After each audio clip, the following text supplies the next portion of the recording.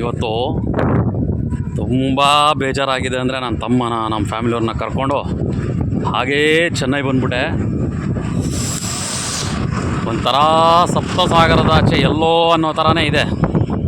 ಎಲ್ಲೋ ಅಂದರೆ ಎಲ್ಲೋ, ಎಲ್ಲೆಲ್ಲೋ ಅಲ್ಲ.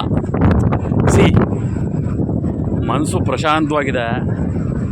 ಎಷ್ಟೊಂದು ನೀರು ದಬ ದಬ ದಬ ದಬ ಬರ್ತಿತ್ತು.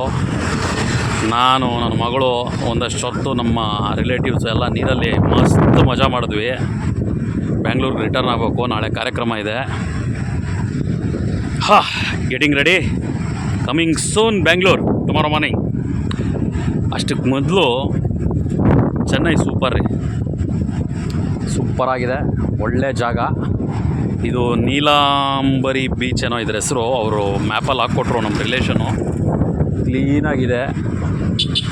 ಒಂದು ಸ್ವಲ್ಪ ಹೊತ್ತು ಆಟಗಳೆಲ್ಲ ಆಡ್ತೀವಲ್ಲ, ಜಾತ್ರೆಗಳೆಲ್ಲ ಆ ಥರ ಅದೇನೋ ಹಾಕೋದು, ಆಮೇಲೆ ಬಲೂನ್ ಶೂಟ್ ಮಾಡೋದು.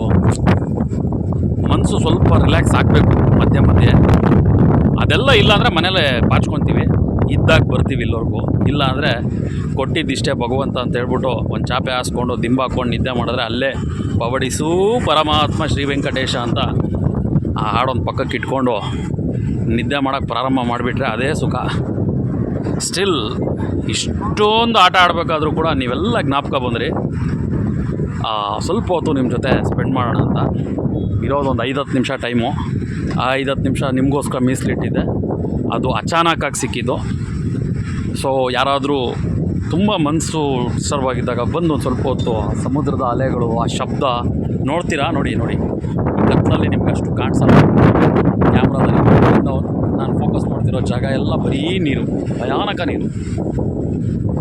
ಆ ನೀರಿನ ಶಬ್ದ ಮನಸ್ಸಿಗೆ ಏನೋ ಒಂದು ರೀತಿಯ ಆಹ್ಲಾದವಾಗಿ, ಆನಂದವಾಗಿ, ಸಂತೋಷವಾಗಿ, ನೊಂದ ಮನಸ್ಸಿಗೆ ಏನೋ ಒಂದು ಸಾಂತ್ವನ ಹೇಳೋ ಥರ ಇರುತ್ತೆ. ಬಟ್ ಕೇಳೋ ಮನಸ್ಸಿರ್ಬೇಕಷ್ಟೆ. ಸೊ ಆ ಒಳ್ಳೆಯ ಮನಸ್ಸಿನಲ್ಲಿ ಅದನ್ನು ಒಂದು 10 ನಿಮಿಷ ದೂರದಿಂದ ಅಲೆಗಳು ಬರ್ತಾ ಇರೋದನ್ನು ನೋಡ್ತಾ ಇದ್ದರೆ ಫಟ್ಟಂತ ತೊಡೋಗಬೇಕು ತಲೆಯಲ್ಲಿರೋ ಬಾಧೆ ಎಲ್ಲ. ಬಾಧೆ ಅಂದರೆ ನೋವು.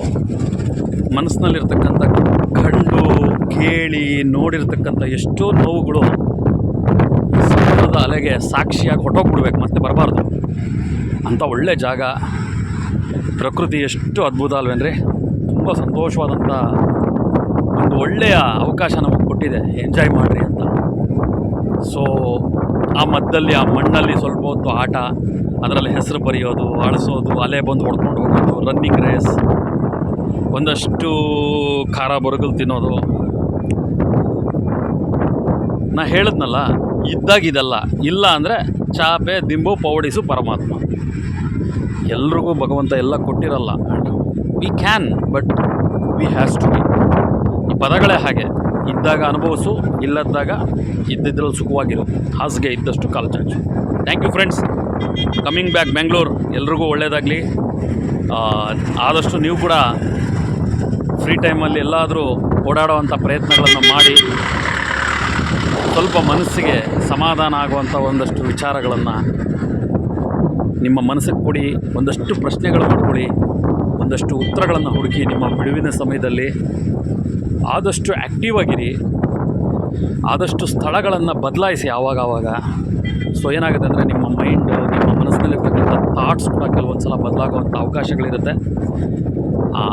ಇದು ನನ್ನ ಅನಿಸಿಕೆ.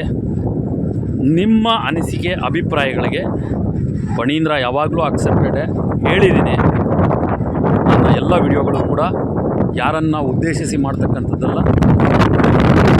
ಇಷ್ಟ ಆದವರು ಖುಷಿಯಾಗಿ ನೋಡಿ, ಬಿ ಹ್ಯಾಪಿ. ನಾ ಎಲ್ಲರಿಗೂ ಹೇಳೋದಿಷ್ಟೇ, ಕಷ್ಟದ ದಿನಗಳು ಇದೆ, ಸುಖದ ದಿನಗಳು ಇದೆ. ಅದನ್ನು ಅನುಭವಿಸೋ ವಿಧಾನವನ್ನು ನಿಧಾನವಾಗಿ ಹಂತವಾಗಿ ಪ್ರಾಕ್ಟೀಸ್ ಮಾಡೋದ್ರಲ್ಲೇ ಇದೆ ನಿಜವಾದ ಜೀವನ. Thank you all. ಮೆಣಸ್ಕಾರ.